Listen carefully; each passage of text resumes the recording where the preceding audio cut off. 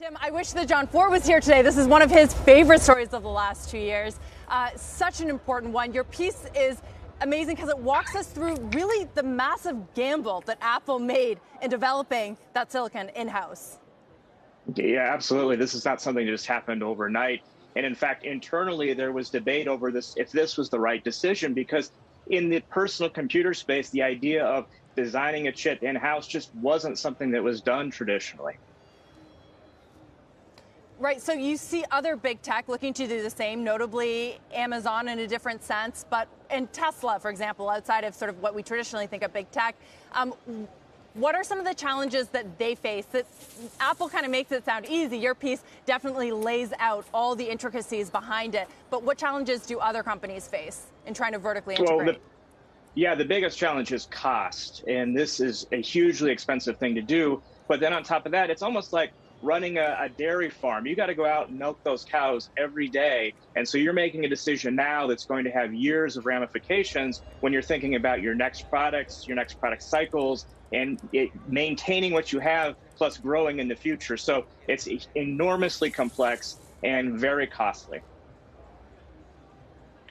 You know, what I find really interesting is this notion around the importance of vertical integration. We've seen it with the iPhone, so I think it was very logical to assume that that would be a way for Apple to spur sales of the MacBooks, which had been languishing for a few years. We think about Tesla, the iPhone of cars. You know, how much broader do we think that this influence around owning the supply chain all the way will play in the future of the companies like Intel? You know, as more of the larger customers decide to vertically integrate, what's the future look like for Intel and the other chip makers?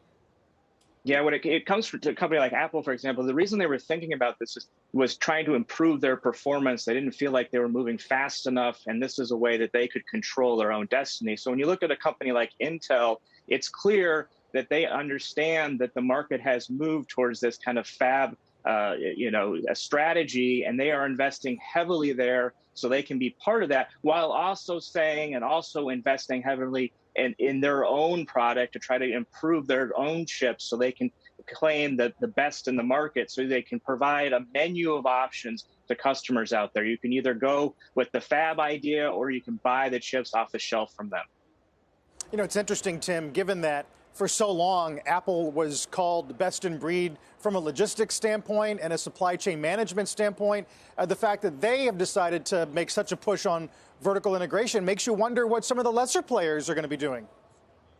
Yeah, it's harder if you're smaller, and this is an example of kind of the power that Apple has as it gets bigger and bigger. It can control so much more of its destiny and put those resources into just making that platform even more dominant. You think about the things that they can now do by having this chip strategy from the iPhone to the Mac.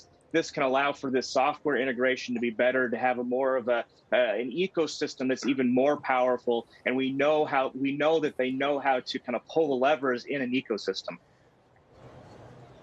Tim, while we have you, you wrote a book on Elon Musk, so we have to ask, what is your take on what's going on, his bid for Twitter right now? How hard do you think he's going to fight for this?